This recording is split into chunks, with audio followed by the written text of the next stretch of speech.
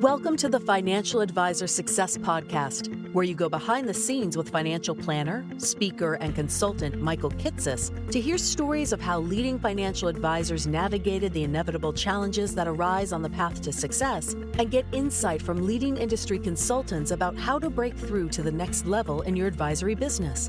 And now here's your host, Michael Kitces. Welcome, everyone. Welcome to the 503rd episode of the Financial Advisor Success Podcast. My guest on today's podcast is David Brooks. David is the founder of Retire Smart, an RIA based in Omaha, Nebraska that oversees approximately $800 million in assets under management for 1,000 client households. What's unique about David, though, is how he has achieved rapid growth in part by investing in multiple marketing tactics, including in-person educational events and an extensive network of audio and video media formats. In this episode, we talk in depth about how David committed to spending 25% of his revenue on marketing during his first 2 years in business and still spends approximately 12% of revenue on marketing today, why David is willing to continue to invest in legacy marketing tactics that have a lower return on investment than newer ones he implements, and how David invests 20% of his marketing budget in pure branding activities, both to expand name recognition of his firm and because of the synergies these activities have with his marketing funnels that have a more direct ROI. We also talk about how David has found success by holding in-person educational events, including traditional lunch and dinner seminars, as well as classroom-based discussions in his firm's offices. How David built a large audience through radio and television shows, which have now expanded to include a podcast, YouTube channel, and social media content. And how David analyzes key metrics to assess the return he gets from each of the marketing investments he makes. And be certain to listen to the end, where David shares how taking a tax-centric planning approach allows him to demonstrate hard dollar value for his pre-retiree, retiree, and business owner clients, how David decided to launch his own ETFs, both to allow smaller dollar clients to access his active investment strategies and as a potential profit center from external investors, and how David has navigated the bottlenecks that can come with rapid firm growth. And so, with that introduction, I hope you enjoy this episode of the Financial Advisor Success Podcast with David Brooks. Welcome, David Brooks, to the Financial Advisor Success Podcast. Michael, so glad to be here. Thanks for the invite. I'm really excited to get to chat with you today about, so I think of it, what's possible when firms really start to invest into their marketing, and it's like what it takes to start driving like hundreds of millions of dollars in new assets by building out scalable marketing systems. Because I find the reality, we have this in the Kitces research we do on advisor marketing. Like most firms grow mostly from referrals and don't tend to put very much dollars into marketing. Usually no more than like 1 or 2% of revenue goes into marketing for the traditional advisory firm. But the trend we see in the data as well is while most firms grow mostly from referrals, the growthiest firms rely on referrals the least. It's like they don't grow faster by getting more referrals or proactively asking for more referrals. They grow faster by getting whatever referrals they're getting and then doing other marketing beyond referrals. Like usually 1 or 2 channels they get really good at, whatever works for them, that powers the growth of the firm. And then they like expand and go into more marketing tactics from there. And I know you have lived this firsthand, David, as a firm that is anticipating hundreds of millions of dollars in new flows this year by building out a whole educational marketing like series of initiatives to reach and attract retirees. So I'm excited to dig into like what it actually takes, like what you spend, how you structure, like just how you manage that level of marketing activity to drive that much growth.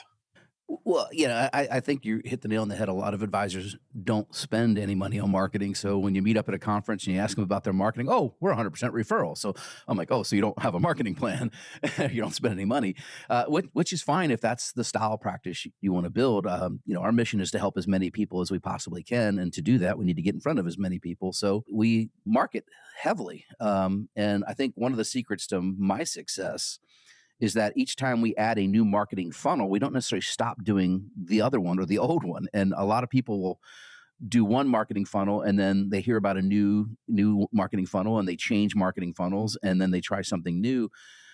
I just look at it as like a slot machine. If you put $1 in the top, pull the lever and it comes out as $5 at the bottom, you want to keep putting dollars in that machine. You might find a new machine that puts out $8 for every dollar, but why not put money in both machines, right? So adding marketing funnels versus taking them away, if the ROI is at least 3 to 1, why would you stop? At least in my humble opinion. So we have gotten really good at marketing.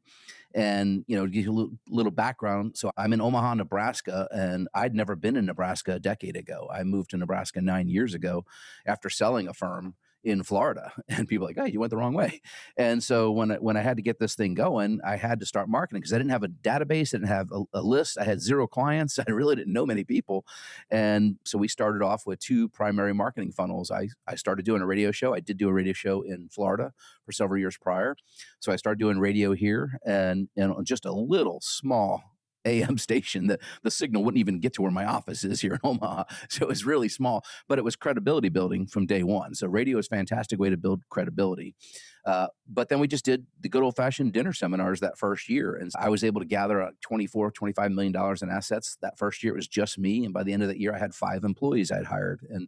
And the next year, I added a bigger radio station, a big signal here that covers a couple of states, actually, a powerhouse AM station. And now we flash forward many years later, we're on 14. Our radio show airs on 14 different airings a weekend on multiple stations through some small markets in the Midwest. But then I think the 4th year, I added TV. So I do a half-hour TV show, and we've been doing that for 6 years. Then we added TV commercials. We added a YouTube channel. We do classroom events, college-style, classroom-style events. We have the YouTube digital, web, client events, referrals, and then a couple of years ago we added movies.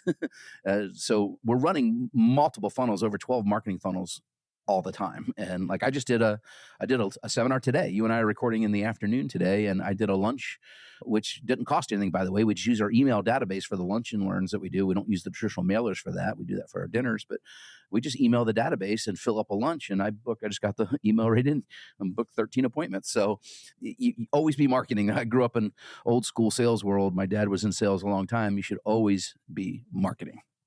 So I'm fascinated by this on so many levels. It strikes me, even going back to your first comment, right? The firm that says, like, we're growing 100% with referrals. When you ask about the marketing plan, so your response like, "Oh, cool. So you don't really have a marketing plan. Like, you're just aiming to grow with referrals." And that's cool. Lots of firms do that. We have the data. Lots of firms do that. But I'll admit, David, I've always kind of been in a similar camp that we got to this strange point in the industry where the majority of firms get the majority of their growth from referrals. So the industry dubbed referrals as a best practice for growth. And we segment it differently when we do the research. We're like, no, let's actually look at what the high growth firms are doing.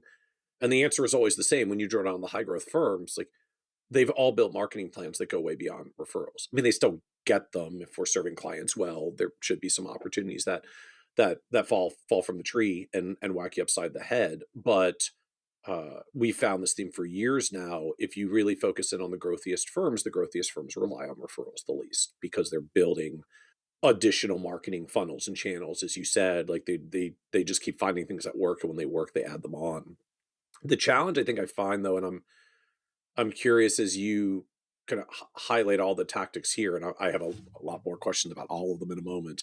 But you had made a comment, like, if the ROI on the marketing initiative is upwards of 3-to-1, like, why would you stop and not keep going? The challenge I find for so many firms is, like, they try to marketing things. Like, yeah, I hired the consultant, I brought them in, we did the thing, we spent $5, $10, $20, $30,000, and we got no clients, or like we got a person, and that was not a good spend for $30,000. And I see so many advisors that give up or change, or like they're not pivoting away from marketing that isn't work. That they're not pivoting away from marketing that's working. They keep trying new things because the things they're trying aren't working. And so I guess one of the themes or questions I'm going to have as we go through this is like, what magical thing is happening that when you show up and do a radio show and dinner seminars, $25 million showed up in the first year?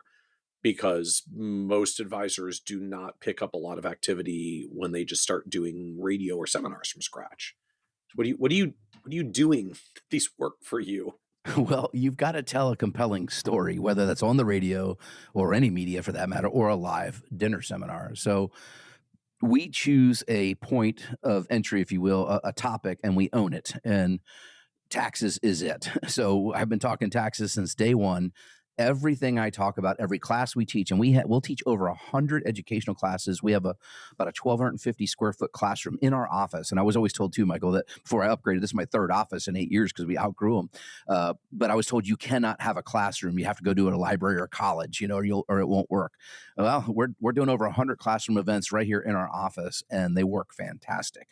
The point being is, you've got to have information that somebody wants. So is your marketing or is your copy good, right? Whatever. Are you just using what everybody else uses, or are you writing your own copy? Now, we kind of write the copy here. And I actually got mad at some of the mail houses because they would take my copy and give it to other advisors. And so I was like, hey, look, not in my marketplace, because I'm getting an invitation. I'm of age where I get the invitations. And I'm like, hey, that looks familiar. So now we have a contract with the mail house that we use that hey, you can use this in other marketplaces, just not mine, but then there's a whole process of, for instance, seminars, right? Which I think is the most simplified and predictable ROI there is in marketing, right? I understand when people are spending radio or TV, that's big money for a lot of advisors, and there's a drag, right? So like, ROI on a dinner seminar is in less than 90 days. I know the cash flow, right? Where my TV ads, it's 9 months before we get the revenue. So but if you're not tracking this, how would you know? And so you have to learn how to build the marketing funnels on top of each other. Which one's going to give you the ROI the fastest? And as you build your brand, you should start to put some of those marketing dollars into the brand, not the ROI, right? So in the beginning, it should be 100% ROI-based marketing. Like a seminar, you mail 10,000 pieces, you know how many people will show up over a couple of nights of dinners, you know the cost of the dinners, and you know how many clients you sign on average from it, you know what the average first-year revenue is. You're able to track those numbers very specifically, and it's predictable. And not only that, I will tell you, the proof is in the pudding is that it's not just me. I have 5 advisors that do the seminars, and we all hit about the same numbers, because we've built a system and a process that works. And again, we can talk about this more later, but processes are critical to everything, from the marketing up front to the sales process being the exact same, to the allocation process, the planning process, the service process. You've got to have processes that are going to be followed across the board. I started in the old wirehouse world at Payne Weber, for those that remember the name. I know a lot of your listeners probably never heard of them, but UBS bought us. UBS now. Yeah. And I was in Florida, downtown Orlando, and then I ended up over in Melbourne, Florida, and then I spent time as a branch manager in that BD world as well, and basically had 70 brokers. It was the wild, wild west, doing their own things, their own way to allocate. It was kind of crazy, because you were also the OSJ and the compliance guy in your office, and you had to go question it. It was not a fun job. So I finally had enough of the corporate world and decided to go independent. I built a small RIA. Now, this is before I really figured out the marketing. So I will tell you, there's some lessons to be learned here. So I built a small RIA up in Florida, and I got to about $90 million after 7 years, and was gobbled up by about a $2 billion firm out of Central Florida. Bought our firm, and my wife has she lost pigment in her skin, kind of vitiligo, Michael Jackson has. So we knew we didn't want to live in Florida much longer, even though that's where she kind of was raised. So I got recruited to Nebraska to do tax planning for another firm here in town, and we kicked the tires, flew up, met the staff, kind of liked it, said this would be nice. I don't have to be the run payroll or any of that nonsense anymore, So I decided to come over and work for somebody else. But anyway, that person I went to work for, it wasn't a good fit. Let's just say about 5.5 months later, I was no longer with that firm. But what I learned in that 5 months was unbelievably valuable, and so I'll thank that person for that bit. They didn't run the practice the way I'd run mine, but they had systems and processes for everything. And I ended up hiring one of those employees, came to my firm when I started a new firm, and helped me get the processes going. And so that was really critical. You got to have processes when it comes to marketing. So going back to that seminar I just talked about, are you willing to invest? Because some people are just not good presenters. Well, you don't have to be the one that presents. You could have somebody else present for you, or you need to invest in getting good. I will tell you, I invested Bo Eason. I think he's the best public speaker out there. There's another one, Pat Quinn, who we've had some training from. Pat Quinn's out of Milwaukee. Bo Eason's out in California. Bo Eason's brother was Tony Eason, the New England Patriots quarterback, went to the Super Bowl. Bo played for the Houston Astros and the 49ers. Anyway, he's a great backstory, but he's got this basically speaking mastermind you can go to. He has a 3-day event, and just boeason.com. You can look it up, but he'll do like a 3-day event. You pay. I send several of my advisors out there to get trained how to speak. I went through a year-long mastermind. I think I invested $30,000 the first year in it, so it's not cheap. But man, the opening 5 minutes of my seminar, Michael, is choreographed to the letter. Everything that I say, the story that I tell. And so all my advisors are taught to do that. There's no walking up to the, thank you for coming. Today we're going to talk about, nobody wants that. You've lost half the room already. They're looking at their phone. So you have to start with what we call a flashbang. You got to start with a sentence that just catches everybody off guard. And so when I do the seminar, I just did it today. I did a lunch and learn seminar. The first words out of my mouth, it was my son's 3rd birthday. And my wife decided to pull out all the stops. And then I go into very specific detail describing the Barney bounce house that, he's 30 now. So 27 years ago, we had going in the backyard, the slip and slides, the ponies that were there. I described this elaborate party. And then I come to the conclusion of, but I missed it because I was at the restaurants where, we had 4 restaurants at the time and I could not get away. And so you tell a story at the beginning of every seminar that you have to have a story arc where you've gone through some challenge personally that they can connect with. And then you came out the other side and overcome it. And then you need to tie that story into whatever your topic is going to be for the day. And so I basically tell the story how I missed my kid's birthday. That motivated my wife to come up with a decision that, happy wife, happy life. We just celebrated 34 years this week. So we had to come to the conclusion I should sell the restaurants and get into a different line of work so I could be home at night with, now I have a young family. So we put the restaurants up for sale and I got them sold. I had a 7-figure check, biggest I can imagine. I'm in my 20s. And I call my financial guy. He worked at Payne Weber. And hey, I'm bringing in this money and tell me about financial planning. And he tells me about it and all that. But anyway, so then he talks me into working there. And I'm like, dude, I didn't finish school. I dropped out in the restaurant. He goes, they don't care. We'll get you hired if I recommend you. You just pass your exams. And then if you want to go back, they'll pay your tuition, which they did. So I graduated college 17 years after I originally started. But, cool. Good for you, man. That's awesome. Yeah. But then after the .com came a few years, I got in this business in the late 90s, then everything went great for a little bit. And then the .com, and I got smacked for hundreds of thousands of dollars. And then in 2003, I got my second run-in with the IRS, and I got a letter in the mail that 5 years prior, the biggest transaction in my life, I did not correctly do my taxes, and I owed a 6-figure check. And it was really, really painful. So I've made it my mission since 2003 to understand the tax code is really where I need to be focusing because it's the number one expense my clients are going to face in all walks of life. And then, so that got me onto the tax planning machine. And so I've learned to tailor that into, so I tell that story at the opening of the seminar, right? Where I've been through pain. I missed my kid's birthday party. I've lost money in the market and I've had an unexpected tax bill like many retirees are going to have with 4-star MDs and IRMA penalties and all that. So all that correlates back later into the presentation. So, but it's getting really good at that opening story and connecting it to the topic. And then your topic should be as simple as you can make it. And for our tax presentation, basically, I tell a higher net worth story and a what I call a bread and butter story of an average retiree with about $1 million. And I tell those two stories and just kind of lay out potential outcomes and the challenges they face. And then the close is the most important part. Are you closing correctly? And we have a sales coach that we hired many years ago. His name is Paul Carpenter, paulcarp.com. If anybody wants to look him up, he's not cheap, by the way, but fantastic stuff. And he helps me dumb down as fast as I can pivot in the room. That's the other thing is your experienced advisor. You can pivot in your conference room in a heartbeat or your office when you have a client in front of you because you just have done the reps. But if you're trying to scale your practice, that's not something your younger advisor, or at least young in the business, may be able to do.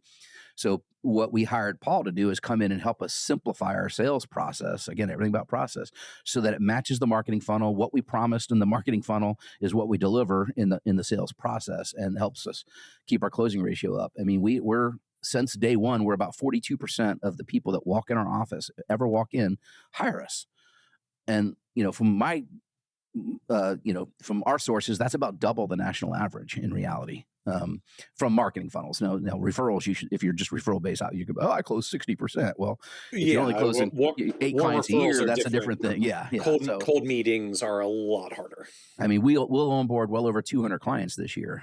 So we have the systems and processes in place. We're on pace to bring in just under 300 million in assets. So you can build these systems out, but it's all about the processes. So anyway, the point being is that first marketing funnel, we got really good at the seminar, and we deliver incredible value at the seminar. I mean, today, I booked 13 appointments. I think there was 15 possible in the room. So it's not uncommon for me to book 80 to 90% of the room Now there's fall off there, but we track that. And the other thing is you've got to know those numbers. What is your average book rate? What is your stick rate, right? After they say yes at the event, that's your book rate. Then your stick rate is who actually shows up in your office. And there's going to be about 20 to 30% fall off, depending on how good your follow through and processes are. And then from there, the minute they walk in the door, what's the closing ratio or helping ratio? Sometimes we refer to it as what percentage of clients we're able to actually help. But we slice that data every which way you can. Like, I not only don't want to know if an advisor working for me, if I gave him 10 appointments this month and he closed 4 of them, that's 40%. But if I gave him $30 million of potential assets and he closed 20 million of the assets, well, then he closed 66% of the assets. And I want to look at the numbers in a myriad of ways. And that's really critical. Understanding how many different ways you should step back and look at your data. And you can't do that if you don't have processes in place to track everything. And are those numbers you shared actually typical in your world, like an 80% book rate, a 70-80% stick rate on the bookings, and then 40% of those actually close? 100%. Yeah, it's actually, we're like 41% year to date on the closing ratio. Like I said, today I just booked 13 of 15. We typically have it's about 72% stick rate for us. So about 28% fall off of who says they're going to actually come. And then, right between 40 and 45% closing ratio every year. So if I think of this math, like if there's 100 people in the room, 80% of them book, close to 60 of them actually stick and come to the appointment. And then of the 60, I'm going to get like 20 something who turn into clients. And we do everything by buying units, right? Versus people. And the mail houses love to sell you their show up rate by the people. What you really want to track is households, right? Household count. Yep. So I had 15 households today at the lunch I did, right? It was like 26 people. And I booked 13 of the 15 households, or at least they said yes at this point. Now we will get on the phone with them and do a little bit of a discovery call and qualify them, if you will, and then get them in. And some will back out and some will save, some will ghost you. It's a numbers. But the more that you track all this with your CRM and your data points, the easier it is to make adjustments and figure out where the numbers shift. But it's really critical too, is that you track this over a real data set. So I've had advisors that have never done dinner seminars, and we actually do a training here. I do 2 trainings a year called Tax Mastermind, where we have advisors come to Omaha for 3 days and we teach them everything we do. And because I'm just on a mission to help as many people as possible. And those advisors go back and try and do my seminar. And the first time they don't have the same results. And I'm like, look, one night does not a data set. You've got to do probably at least 4 months of these, and you got to be consistent with them. So then you can really mark your data and make tweaks. But I mean, if you just run those kind of numbers, so, if our goal is to onboard 200 clients and we're going to, sign 40% of the people that walk in our door, right, then I need to get about 550 people in the door for the year, right? So it's understanding those metrics and then build your marketing funnels out to make that happen. And so now work backwards up the funnel for me in your world. Like, what are you doing to fill the seats to put 15 households in the room for the seminar event today? So the great thing is we built our database over the years. I think that's a massive database. We do multiple marketing funnels. We gather data, and then we have our database. So like the lunch and learns we do are just off the database we already have. There's no marketing expense. We just blast an email out from our system, and that filled the seats. And then we just call and confirm them. And they came. But originally we do the traditional mail house, right? So we'll typically, years ago you could mail 5,000 pieces and fill 2 nights or 3 nights. And now you got to mail 10,000 pieces and barely fill 2 nights. The numbers are not as good today, but it still works. The ROI, as I said, is still there. So we still do it. And so we'll mail out every month. We'll have a couple of dinners. We'll mail out 10,000 pieces, try to fill 2 nights at a restaurant. We're trying to get about 25 to 30 people per night. We find, and again, it's the restaurants in your marketplace are going to be different. We used to have a steakhouse here. It was an institution called Anthony's where I could do like 56 people in the dinner and comfortable and work. But most of the rooms we have now will max hold about 28 people. So I found our highest booking rate is right when you're between 22 and 26 people. That's the sweet spot because you're making eye contact with everybody multiple times during the presentation. It's not too big of a room to really make connection, et cetera. And that's people. So again, this might be like 15 to 20 buying units in the room. Yeah, it's closer to 12 to 15 is going to be the norm in the amount of buying units we have in there for Yep. And by your conversion metrics, like if I've got 15 units in the room, basically three or 4 of them are likely going to be clients by the end of this process. Correct. And so then what does it cost you to run a 10,000 mailer piece, like to start the top of this funnel and process? Well, I will tell you too is learn what works in your marketplace when it comes to restaurant. Like we don't do the Ruth Chris. I know a lot of people go do the really high end steakhouses. We do not. It doesn't work in our marketplace, at least for us. We have some really nice steakhouses. By the way, if you ever come out here, I'll take you for the best steak of your life in Omaha. We've got the meat, but we those high end prime steakhouses here are not where we choose to go. We actually go to a mid-tier. We had a couple of local ones, the local mom and pop. Like today, we did Biaggi's, Italian chain.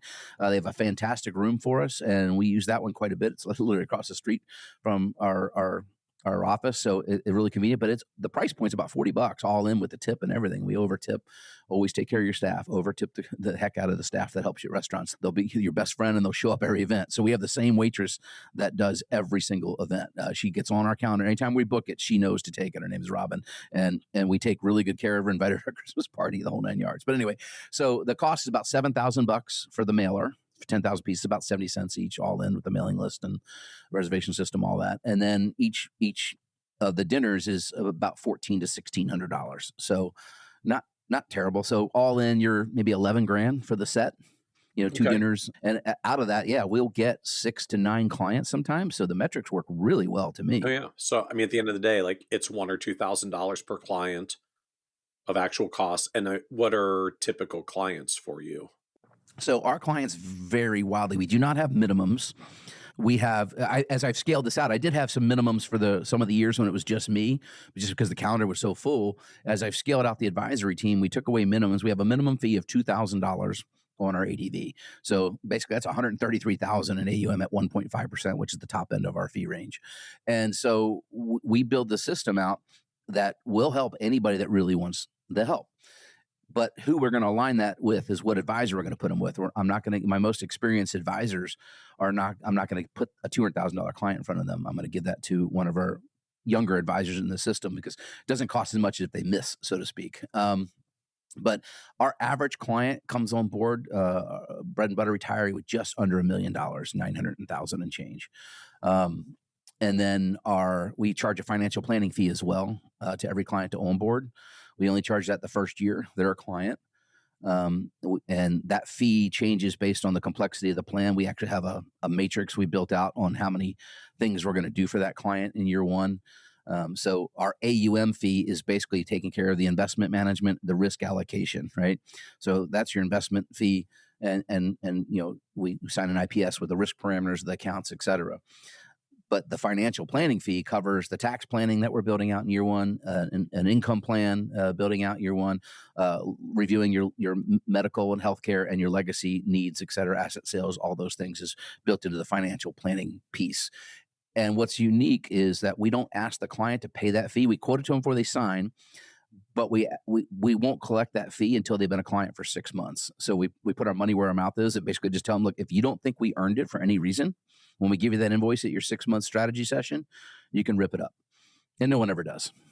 So, and the level of this financial planning fee, I mean, just in practice, are this like, it could be $2 or $3 grand, it could be $5 grand. Can it be like 20, 50 grand? How big does it get? The base fee starts at 23. Yeah, the base fee starts at 23.75. They can get quite large. We've got them up in the tens of thousands for really complex. We just onboarded a client who's about 125 million net worth. Most of that's in real estate, but a lot of complexities and some estate planning issues and things that we're working through for them. But most of the time, a base, what we call bread and butter retiree, the base plan will start at 23.75. And then we have a little calculator we built based on how many strategies we're going to implement on the tax side, and then how many things we're going to do outside of the investment side for the client. And that average fee is somewhere just a tick over $3,000 this year. So the client pays about a $3,000 financial planning fee year one, and then the AUM, which is a scaled tiered AUM, goes down the more assets. And the AUM covers everything after the first year. That's how it works. The only exception to that is we do have a full tax service now. We launched that in 2020.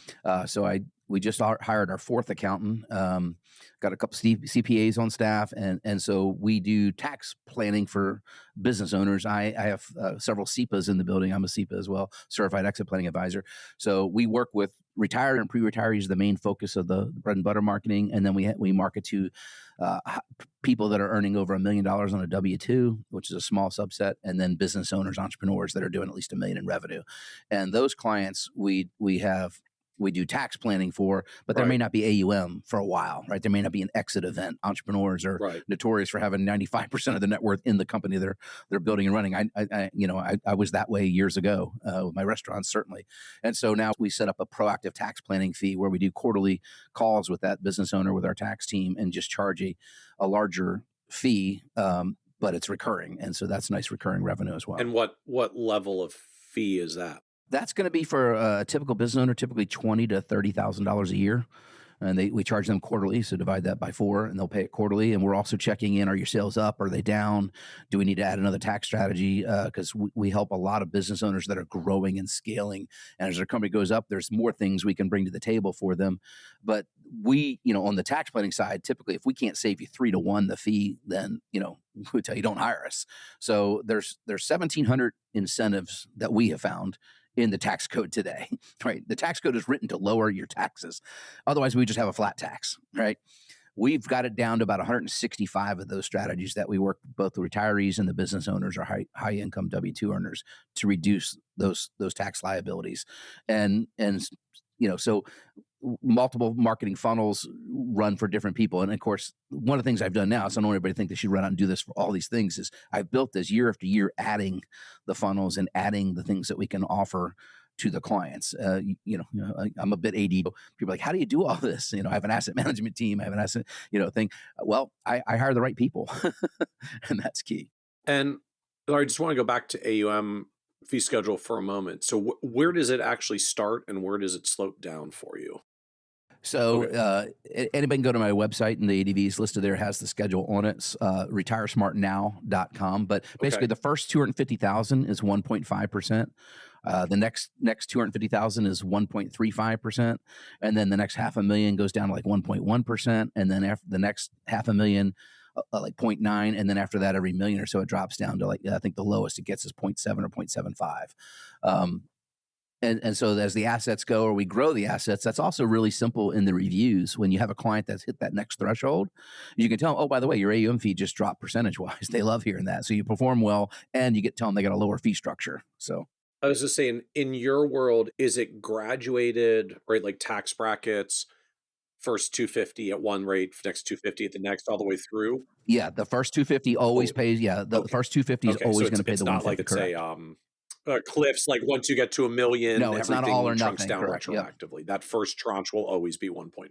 Because when I started, we did that. I had basically like 3 fee schedules, and it was kind of roughly based on the amount of AUM brought in. The problem is, as your AUM grew, or you switched jobs, had a rollover, or we grew, you're like, well, hey, shouldn't I be a lower fee? Then we got to go re-sign a new IAA agreement and all that. So I found that the tiered schedule is cleaner, fairer, and easier. And as they bring more assets or we perform, then the fee goes down. And clients seem to like that. We've been doing that for, I think, the last 2.5 years. And it was really a hit with clients when we made the transition. And of course, any existing client we had, we promised them if their fee was lower on the schedule there, we would make an exemption and leave them on the old one.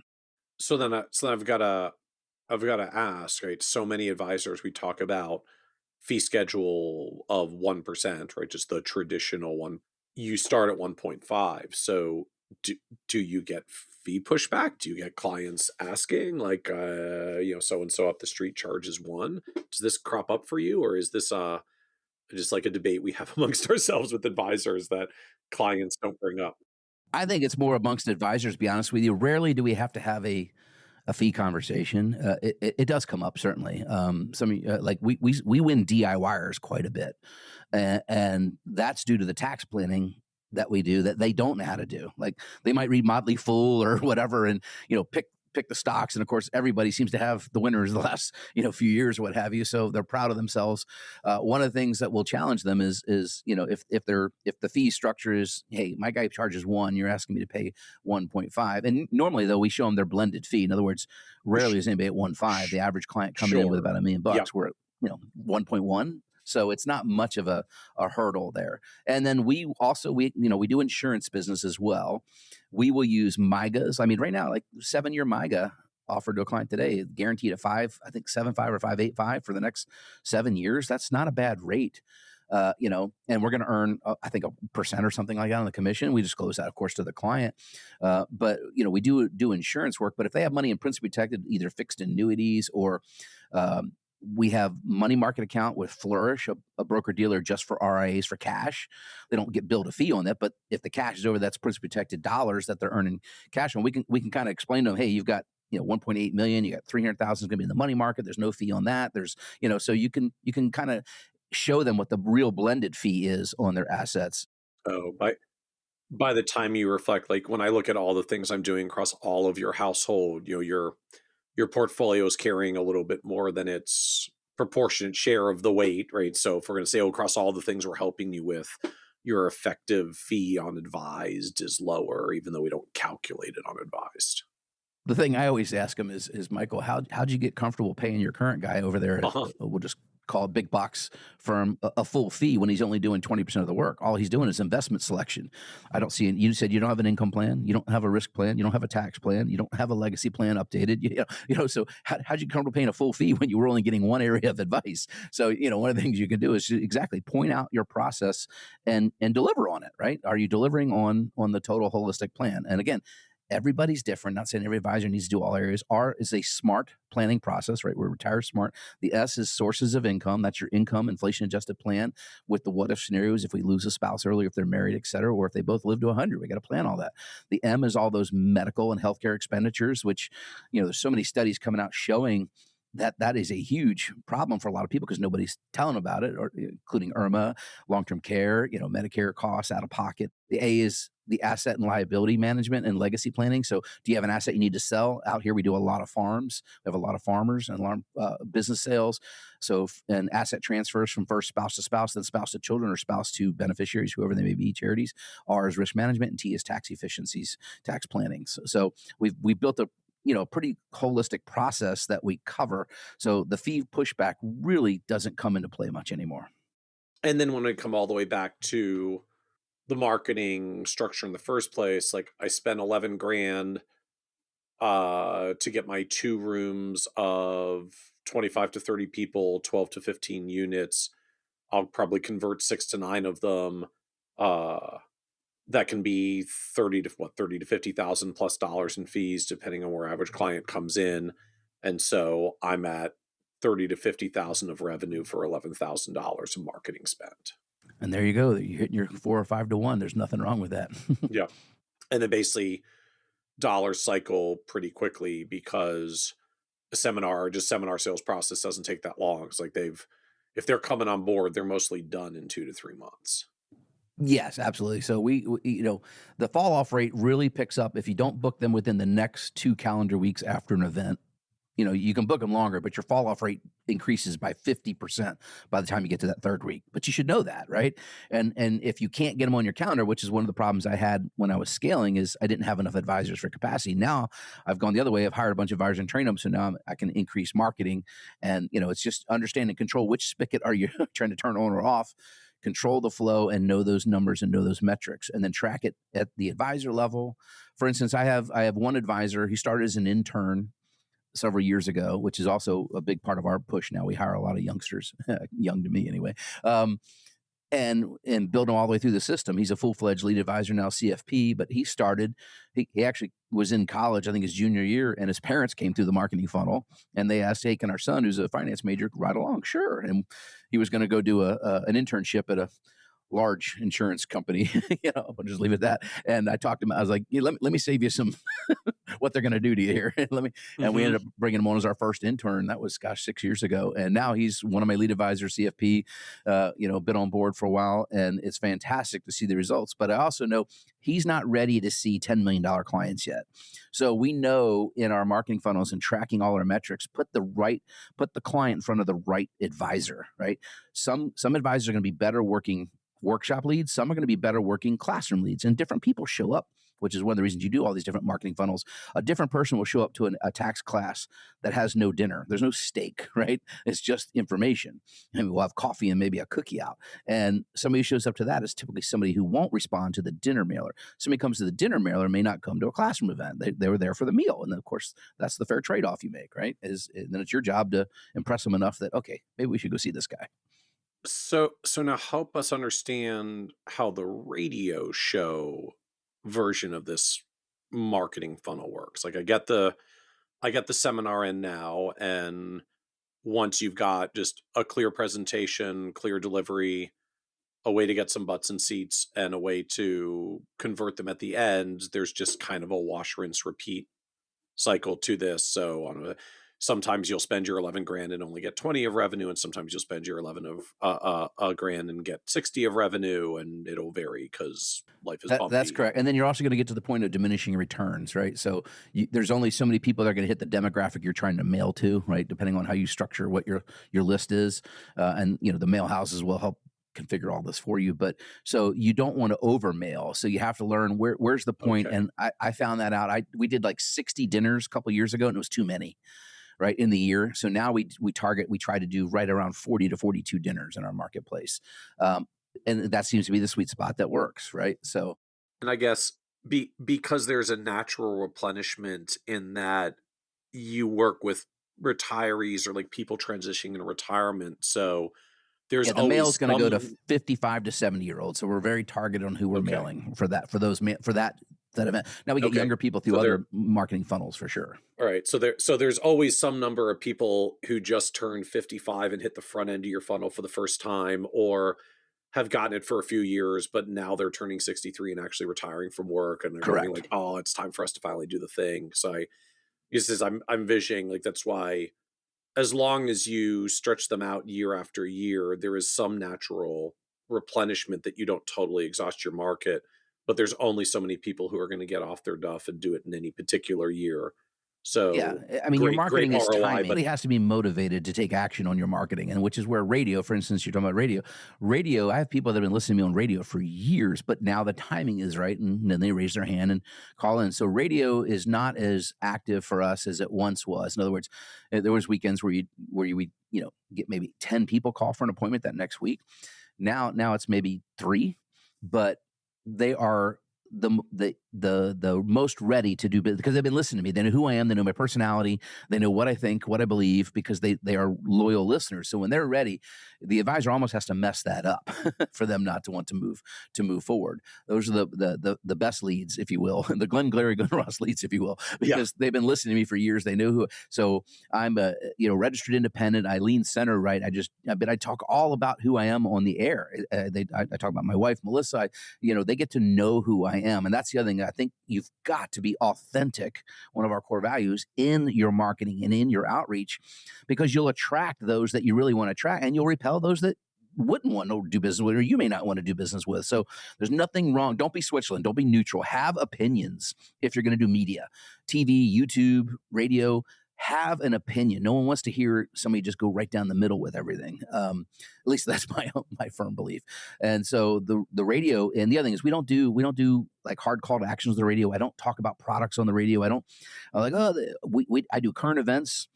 I do an advisor guest for the second segment, so an hour show. So the first 15 minutes is all current events that week. I fire off articles to my co-host who kind of puts together the agenda each week that I see that I think are worth talking about, whatever it is, from government releasing BLS data, CPI, to jobs numbers, to stories in the news, geopolitics, Iran, oil, all that stuff. Just fire off, and he puts together a format where I'll go about 12 minutes on current affairs. The second segment, I always have one of my advisors as the guest, and we have an ensemble practice here. So the clients don't have one advisor relationship. That's just their main point of contact, but it's all the advisors work on all the cases. And so the clients get to know that because through the radio, we have our resident authorities, if you will, on various topics like our Social Security resident authority, our Medicare, our Medicaid, spend down solutions, our long-term care, income planning, taxes on business owners. So every quarter I feature 13 different staff members as a guest each week to give them credibility on the air, and they get used to hearing all the resident authority, or yes, he doesn't want you to use the word expert, so we've come up with resident authority as a substitute that works. So everybody knows it's a team and it's an ensemble practice, and that really resonates through the radio. And then each one of the advisors teaches that class that, that's their area of expertise, if you will.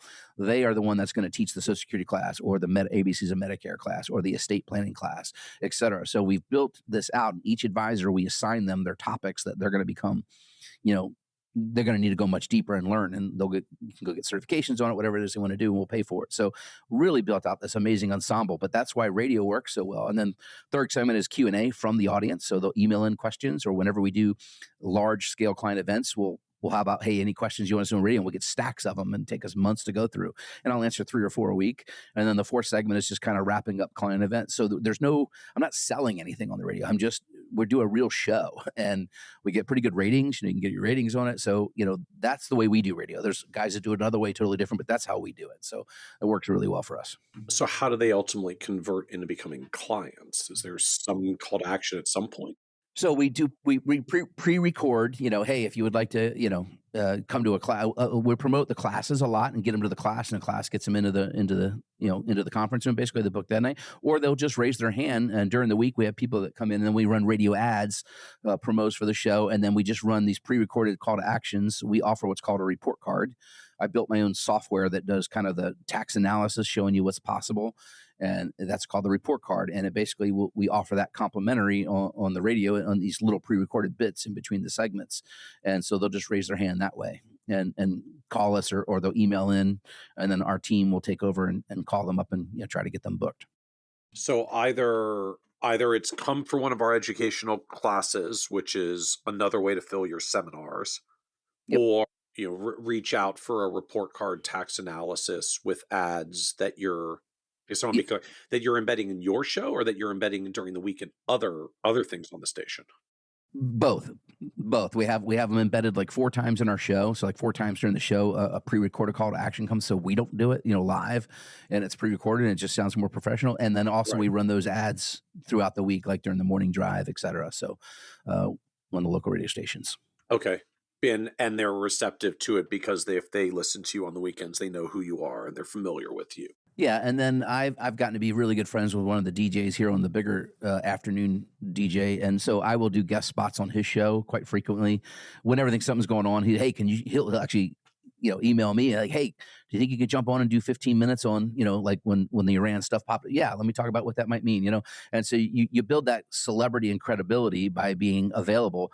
We have local news stations. When the Dow goes down over 1,000 points, NBC reporter, somebody calls up, hey, can we, and they used to send a reporter. They're too cheap today, as I'm sure you've realized. Now they send out a camera guy who literally just reads you 3 questions, and you just answer them on air. They have their camera on a stick, and they go back and edit it so the news person is asking you the questions, and then you get a free 60 or 90-second blip on the evening news. And those are subtle, but it really does build credibility. I've been doing YouTube. We decided to take our radio station and put it on YouTube because people were saying you should do YouTube, and we're kind of so we had to put lights and cameras, and Chip and I, who's my co-host, are like, oh boy, we got to actually look a little better, and then we started. You're on camera now. It's not audio only anymore. So we started doing YouTube, and lo and behold, I got an email. I thought it was a joke. I thought it was spam or scam from a producer at Fox Business. And hey, we liked your bit. You just did this bit on YouTube on Roth conversions. Maria Bartiromo would like to have you on Monday. Wow. Okay. And so I was on Maria Bartiromo's show this a couple years ago, and I had 10,000 YouTube subscribers within a week after that aired. And that was pretty cool. And from there, I think we're a little over 50,000, 55,000 or something like that subscribers now on YouTube. We've learned to build. In fact, we've built a whole studio I'm talking to you now out of. So we built a whole TV studio in our office. And so I have 3 sets for now. I've done a lot of national hits. So I have a set where I can do national, quick hits and cover a topic. I have a long form podcast setting that I record, interviews with other advisors, and we put on our YouTube channel. We call it Advisor Talk. And then we have our set that we do our weekly radio show, which now gets cut up and is our hour-long radio show is reformatted into 5, I think at least 5 YouTube videos the following week, right? So it's cut into the segments. And then I also record on the same day I record my radio show. I'll sometimes record shorts, and then we'll also do like 5 to 7 minute topics. So we've learned how to play the content game pretty good. And, you build up valuable content, and that helps you in your SEO as well. So that's the thing, is the marketing, each piece helps the other piece, right? In the tactics of how you're designing all your marketing funnels to tie into each other. But and now this year we've actually signed several clients from YouTube, so now we're tracking that as a new ROI, where before it was just kind of informational, but now we actually are getting clients from YouTube. So the shift to YouTube, you didn't eliminate the radio show. You're just like rebroadcasting your own radio show to other places? Correct. We just edited into bite-sized bits, like 8 and 12-minute bits. And then we have it on podcast, on Apple and Spotify, on podcasts. And now our podcasts are getting a couple 100,000 listens or downloads a month. So you just start to build organically, and that's the thing, is once it goes, it goes. And we added like Instagram this year. I had to get an Instagram account because I never had one. I'm not much for it, but we have like 3 videos on Instagram, just goofy videos of our staff doing stuff that have gone viral, like 3.8 million views on one, where we just, come up with crazy little things, or, throwing pens in the office at each other. I mean, it's we've learned that social media, but that helps your SEO, right? So all those things matter and get you higher in the crawlers that are going to, Google, et cetera. So how do we think about results from these channels and offerings, radio, now YouTube? Like you seemed you were very dialed in for what seminar metrics look like. So what do radio metrics look like? So radio metrics. So again, this is where I take part of the spend. So we're going to spend probably 12% of revenue this year on marketing. Where the first 2 years I spent 25%. I just committed that the first 2 years, no matter what, I'm going to spend 25 cents of every dollar back into marketing, right? To get this thing off the ground, if you will. And then I went down to 20% of revenue on marketing, like including internal team and what you do externally, or is that's just the external spend? Yep, that's an external spend. That does not include the team members, which now I think I have six full-time employees on marketing. So we have a big marketing budget. We're approaching $2 million. So it's how big is the team in total? 46, I believe, right now. Okay. So almost 15% of the staff of the team headcount is marketing, in addition to 12% of the revenue on like hard dollar spend. Yep. Yeah, we're committed to it. Yep, absolutely. And the results speak for themselves. Now, I could run a higher EBITDA if that's what I was 100% focused on. But as you grow, the operational costs get cheaper, right? And, the rent as a percentage of those fixed costs become smaller and smaller.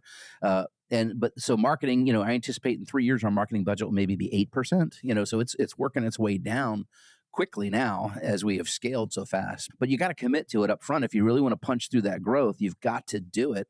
And if you have a sales system that can handle it, then let's get some butts in seats, so to speak, So now take me back to like radio metrics. How do you look at this in some of the other channels for, what's your spend, what's your conversion?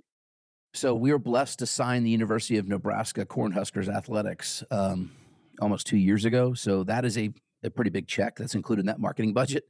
And that's branding, right? That's not direct ROI. However, in our contract, we got use of Memorial Stadium. And you got to understand where we are. There are no professional sports in the state of Nebraska. So the Cornhuskers are the main thing, right?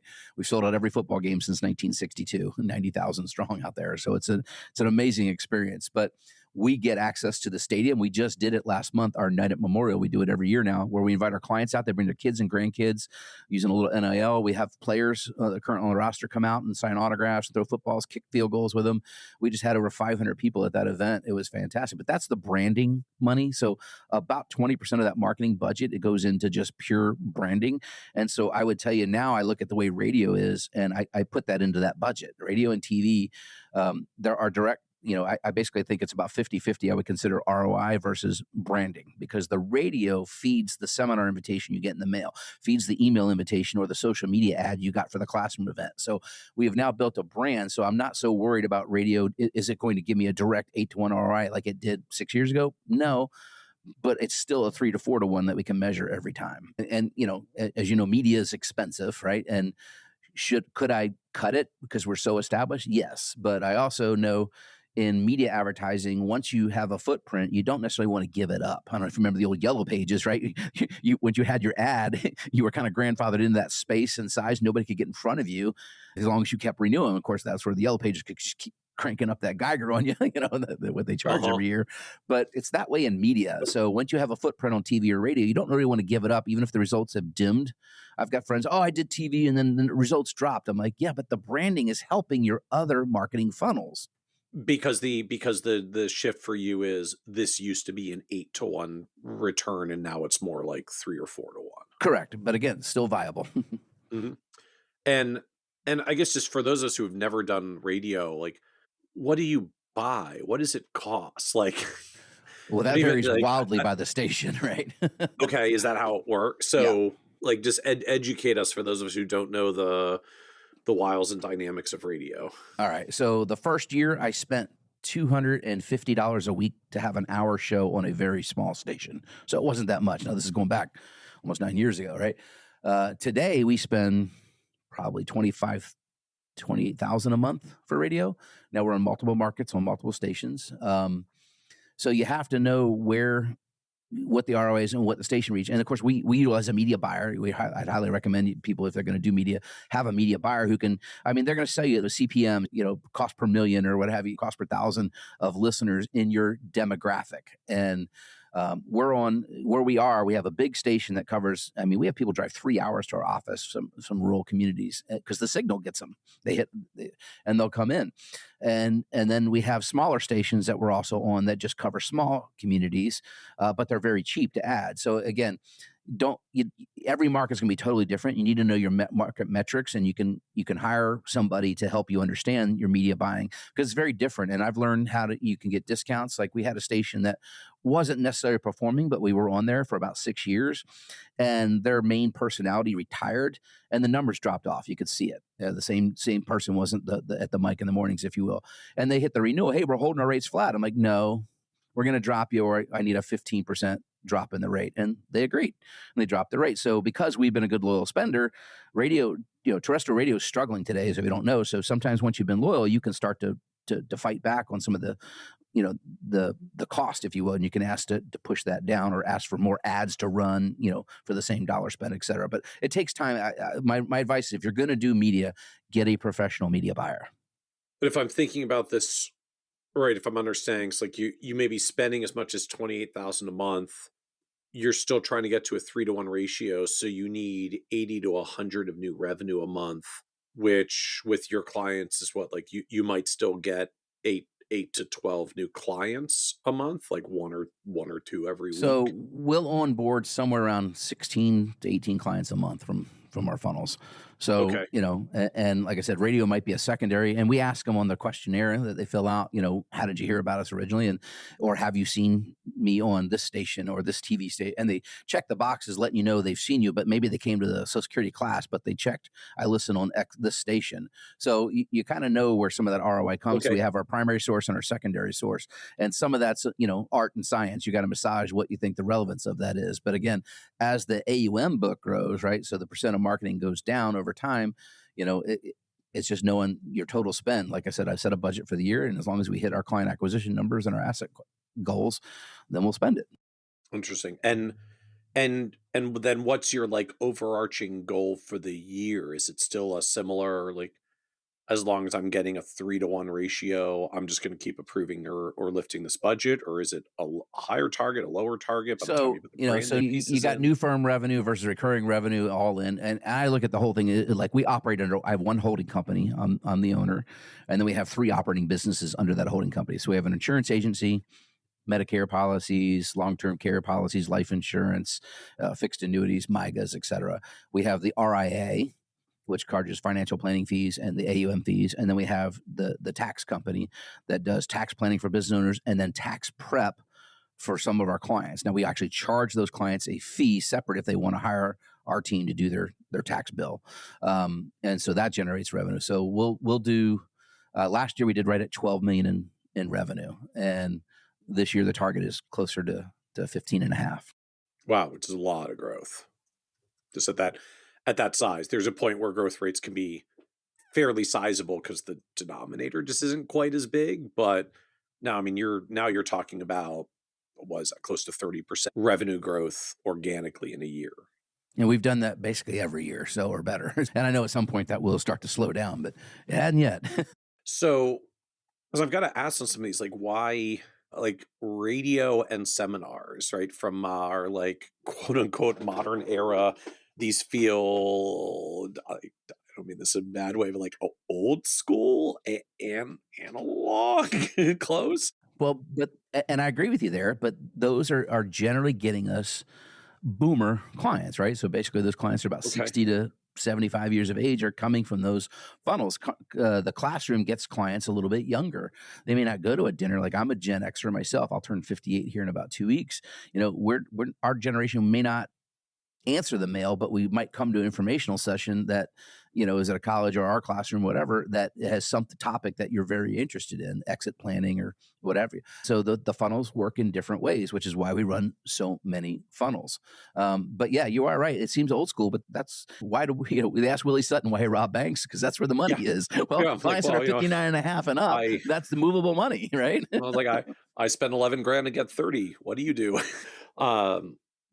So are there, I guess if I were to draw like a pie chart of where does the growth come from over the span of a year as you add whatever this is, like 200 plus clients over the year, what does that pie chart look like? I mean, honestly, you've got the seminars and the radio show and the classroom sessions and the podcasts and the YouTube and like and all these different things. But if I really draw the pie chart at the end of the day, like what drives the outcomes? Where does the actual client flow come from for you? Seminars is 42% of the new client flow. Radio is about 28% now. Okay. And then basically the classroom gets us somewhere around 20%. And then the rest come from either digital, YouTube, or referrals. Okay. Now we do movies. And there's not a lot. Yeah. Structures. There's not a lot left there. So referrals is like less than 10% of your growth in total. And because it's not been our focus, honestly, we do gather quite a bit of assets. We have a new asset goal, and then we have a goal from current clients and or referrals. And we are pouring more back in there. One of the things I told the team strategically is we want to start pouring some of our marketing budget, as you mentioned, some of these things, the old school.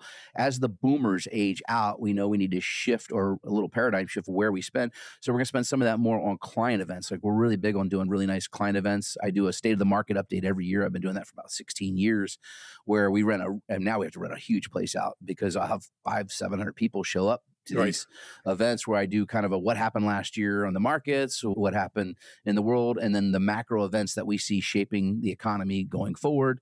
That's a really well-attended event. We get a ton of potential referrals there, but that's a soft referral. It's not like they hard book. So we don't necessarily count them as referrals. They invite a friend, but then they sign up for an email or what have you, and then we get them invited to a class or the dinner, and then they become the client. So the referral number is actually much higher, I think, than what we report. And we're working on trying to get better metrics there. But we've learned the easy way to get a referral into your system is to invite them to one of your events, one of your social events, or one of your informational or educational events, so they can just see who you are, and then they're comfortable actually scheduling, the appointment and coming in and moving forward.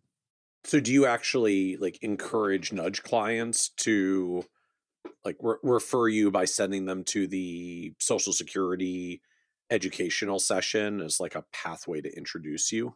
We do. And so the advisors that we give them, they each have a company credit card, so they can actually reach out to clients, take them out for breakfast or lunch or dinner or something, and then just talk about it. So somebody has a way to refer them. Hey, would you like to meet them for dinner with me? And we'll just introduce me at dinner. We won't really talk shop other than just an introduction, and then we'll follow up with them from there. So I give my advisors a little bit of money to spend doing that, and I kind of just love dollars, love on the client a little bit, and facilitate that referral.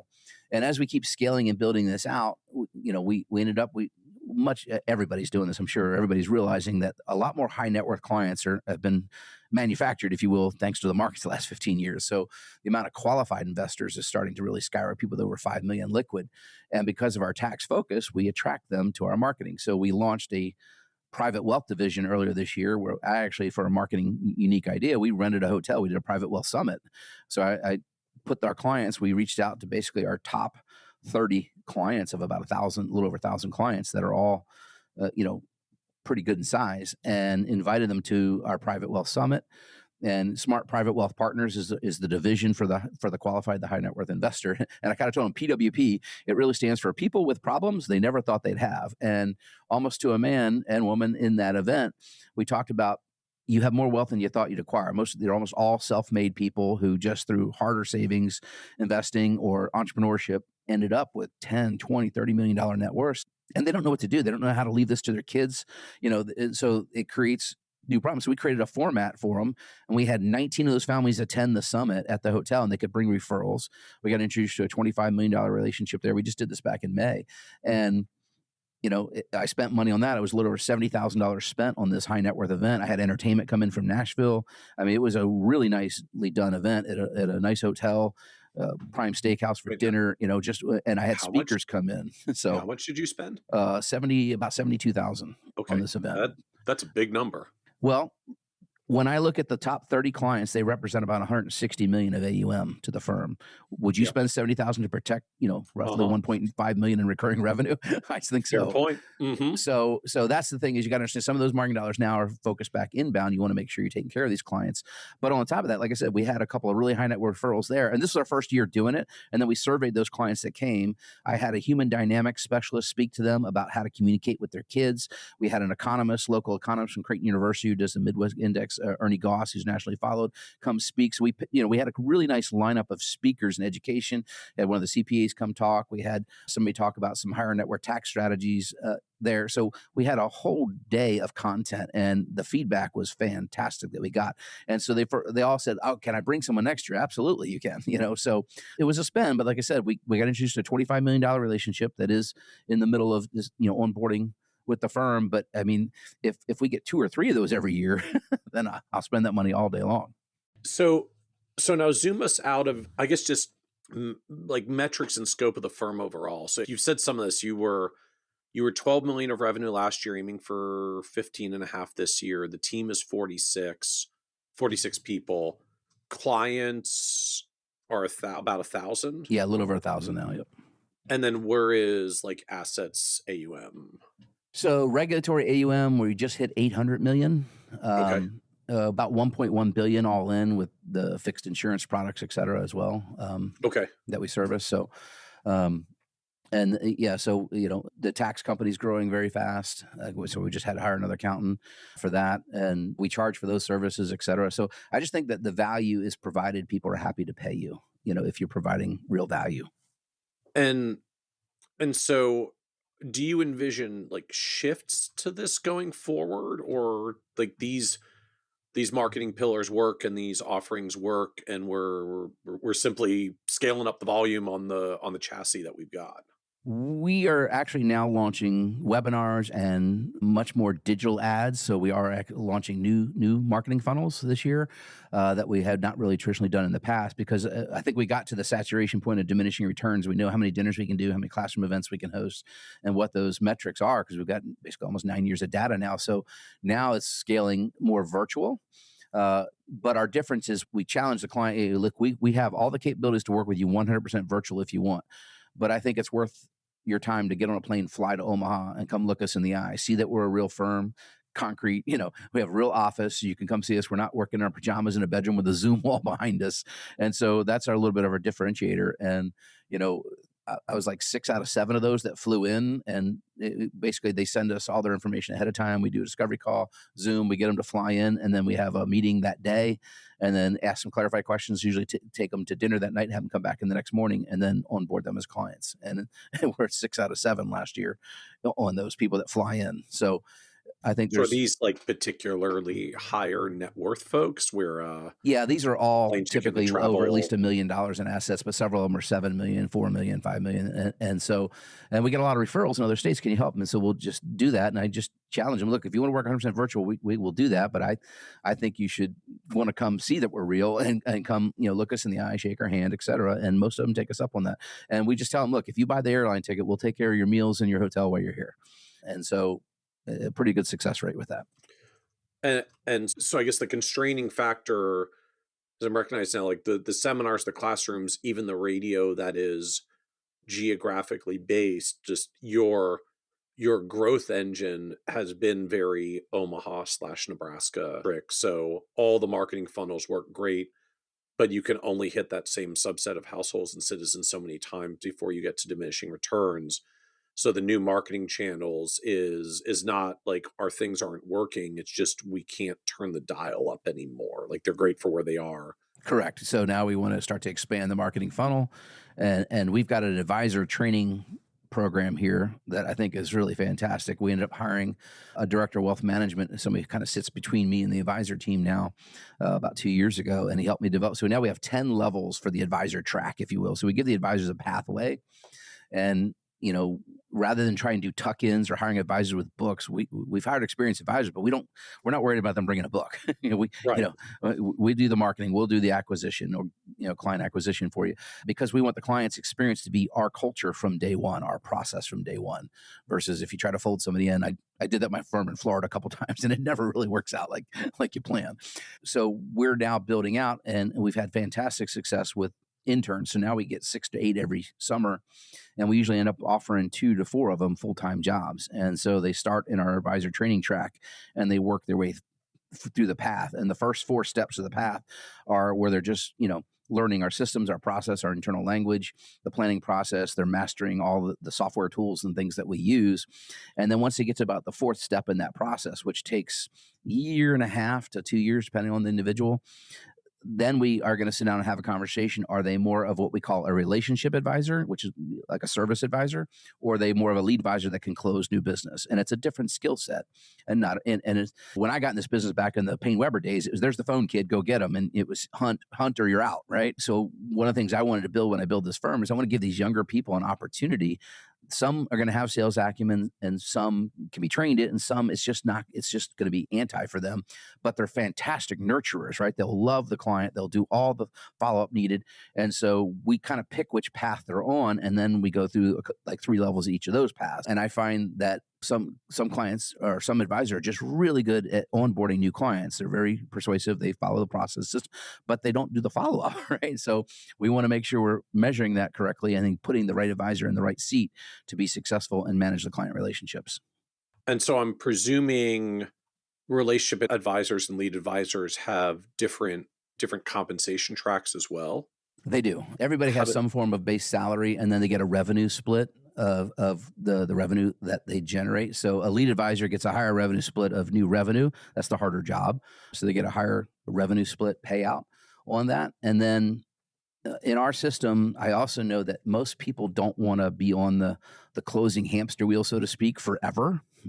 Right. You can run hard and it's fun, to be honest with you, if you're in that mode. But I tell the advisors, I just had one of them the other day. It's like, you were right, David. He's hitting like year 6 with me. He's like, I think I do want to start to slow down a little bit. And so what I built is a system that allows that. So basically, when a lead advisor onboards a new client, each one of them is going to have a slightly different line in the sand of what the AUM is going to look like. But my goal is that in our system, our advisors will sign between 40 and 60 new clients in a year in the lead advisor role. And so I want them to really keep about 1/3 of those for themselves. And 2/3, I want them to transition to the team, to the relationship advisor that will take on that relationship and service that client from the get-go. And what that does is after about 5 to 7 years, they'll have about 120, 140 families that are all their higher net worth families. So they'll have a really nice book of business. So if they want to go in what I kind of call coast mode, where they kind of just service that book and work for referrals and opportunities within that book, that opens the seat up for another lead advisor to step into the role as well, because I can't have infinite number of lead advisors. So it also lets the younger advisor know there's going to be a hole opening up, so it works really well. The system we've built, so we have a training ground, and the kids I call them kids. Some of them are not that young, but they learn the system. And one of the things I explain to the younger advisors is, look, your compensation is not just dollars. You're getting compensated in dollars, but you're getting compensated in knowledge and experience and expertise with the volume of cases that they get to be part of that they wouldn't get elsewhere. You can go work for somebody who's only got 150 clients for the whole firm, or you can work for a shop that has over 1,000 clients, and you're going to have tons of opportunity to do service calls and all kinds of things, and learn how to do everything from distributions to RMDs. So it's a really, really well thought out training program. And each step of the way, they get a small raise as they master new skill sets and software, et cetera. So as you've gone down this path, what has surprised you most about building and scaling this fast growth advisory business, particularly because I recognize you can contrast this with the prior one you did that was Yeah. less marketing oriented and not as fast growing. So yeah, I think, you got to figure out what your niche or what you want it to be, what your firm is, what your mission is. And, I want to help as many people as we can help. So I'm in the mode to scale. However, I've learned too, there's bottlenecks that you create when you grow too fast or you grow really fast. So we went from just me being the advisor all the way through 2020 to my first lead advisor that was proof of concept, did a great job in 2021. Then 2022, I hired 2 more lead advisors. And, I learned also at this point, always hire them in pairs in case one doesn't work out. But you can train 2 the same speed you can train 1, right? So hire 2 and we scaled it out. And then as we started to scale from that, we had basically 4 of us closing business and I was still doing it. We then built out basically diamond teams or pods, if you will, where you had a lead advisor, you had a service advisor under them, you had a client service person under them, and then even a potential trainee hanging in there. So the trainee would be like first base, the relationship advisor would be third base, the client service person would be the bottom home plate, and he would be at second base, the lead advisor closing. Trainee is like a associate advisor or paraplanner. Yeah, so our first level is called a FATI, FATI, financial advisor trainee / intern. So when they're unlicensed or they get started on board, this is where we start them as they're going through their licensing process or an intern for the summer. And they get in live meetings, get to meet people, they get to see how we really do it. And then the service advisor or relationship advisor is one that actually is handling clients. The problem is the relationship advisor, I had built that pod system. Well, they can only grow as fast as that lead advisor could close cases. And I ended up losing 1 or 2 great CFPs who didn't want to wait around long enough for me to build a book for them that way. So it worked great for about 2 years. And then I had to break that system. And now we just have levels, and any relationship advisor can get a client from any lead advisor. And that's helped us unlock the bottleneck and scale again to the next level. So I just think advisors need to be thinking about where they are. Because now you can fill a relationship advisor faster because any Correct. lead can shift to them. So you can just go to all the leads and say, like, we just hired these 2 people. We need to fill them. We quickly. launched a relationship advisor about 3 months ago, and he's already about 80 clients and growing. And we try to get them to about 150 to 160 and then slowly still give them 1 or 2 more. We kind of want to cap them at about 200 households is our focus. And then we have a client service team of 5 professionals that help everybody make sure they do the scheduling and make sure the service gets done. But we've built out a system. And so now I'm realizing I need more relationship advisors than I do lead advisors, right? So at least with the current system here, as we build the virtual out, we'll figure that part out too. And Angie Herbers, I think, had a great graph she shows in some of her coaching programs. I've seen her speak a couple times where, your revenue is bottom left to upper right, kind of a normal growing line, but your profit goes like a snake on that line above and below it as you hit. Way big sine wave, up, down, up, down. And so you've got to get comfortable with that. Look, I'm going to reinvest to hit this next level of growth. And see, like right now, I've got 46 people. Honestly, do I need 46? No, but I'm hiring for where I'm going to be in 15 to 18 months. And It takes time to train. Then I'm willing to make that investment. So, it's just everybody's got to have that preference of what you're trying to accomplish. And if you're really wanting to scale costs money. So what was the low point for you on this journey? Well, when I moved to Omaha, I thought I wasn't going to own a company and work for somebody else, and that didn't work out. That was actually a really rough emotional time period for me, to be honest with you. Thinking, and now I had to start all over. But I will tell you that, as you get through that, I will tell you, Dan Sullivan, scaling or strategic coach, and then Dr. Benjamin Hardy. I just finished The Science of Scaling, great book, by the way. But the Gap and the Gain is such a great, simple little book, because sometimes we get discouraged when we have a down month or a down time, and we forget to look back and see all that we have accomplished. Like I set really big, audacious goals, and we don't get there. So I'm upset. I can't believe and I'm not happy where we are right now. We're over about $140 million in the door this year. And here we are in June. And I'm like, hey, why aren't this, and I got to stop. If I go back 7 years ago, I'd have been, wow, I can do $140 million in new assets in a year, in half a year. I wouldn't have believed it. So I think you need to, you will get low points, and it's typically when things happen, but you've got to push through and take a look at what you've accomplished. The other thing I would tell you, the fastest way to get out of that, we call it being in the village, by the way, is like when something goes bad, you're in the village.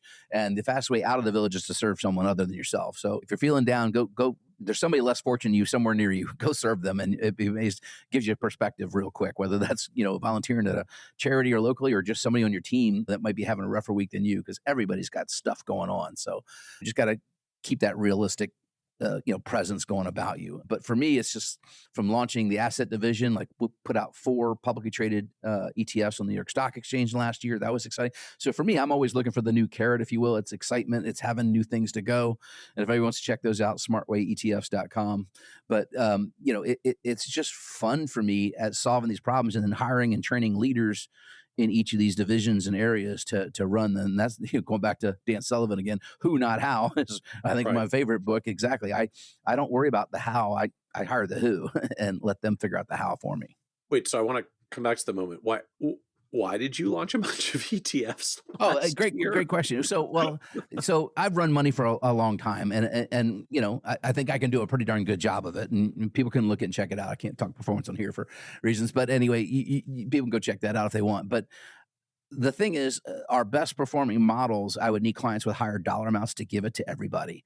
And now with the ETF version of it, I can have the smaller diamond clients still get some of our best portfolios built into their overall allocation, simply because somebody only has $200,000. I can't buy them the high end all equity model that might require 60 grand to buy the stocks in that model, right? That might be too much of a risk allocation for them. So now it allows us to give some of our better performing portfolios to clients of any size. And then when we of course we earn a sub advisory fee on those ETFs, we rebate that to our clients, so they don't get doubled. They don't pay us an advisory fee and then pay me to manage the ETFs as well. So we rebate that to them each month. Okay, and then by my own sheer curiosity, like what does it cost actually? Launch your own ETFs? How does that work? Well, it's not cheap.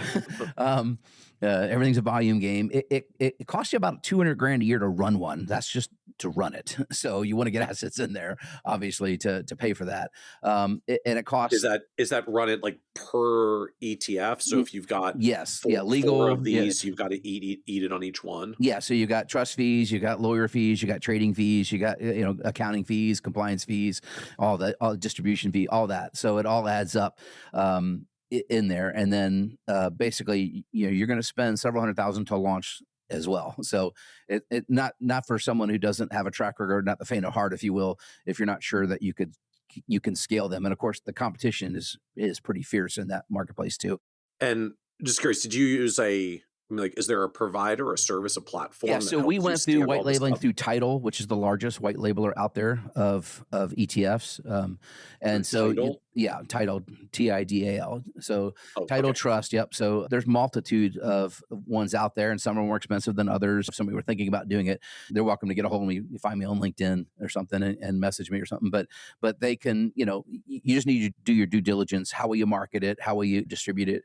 Do you know the cost involved in it? And one of the things that gave me some, confidence in doing it is, one, just knowing what we did with our SMAs and our historicals, and then you had to tweak the back. You have to back test because it's slightly different rules when you're an ETF versus an SMA 5-25-50 rule, which in other words you can't have more than 5 stocks be 25% of the allocation. So you would have to change. And these are concentrated ETFs; they only hold like 30 positions. So these are not 500 stock indexes, et cetera. Okay.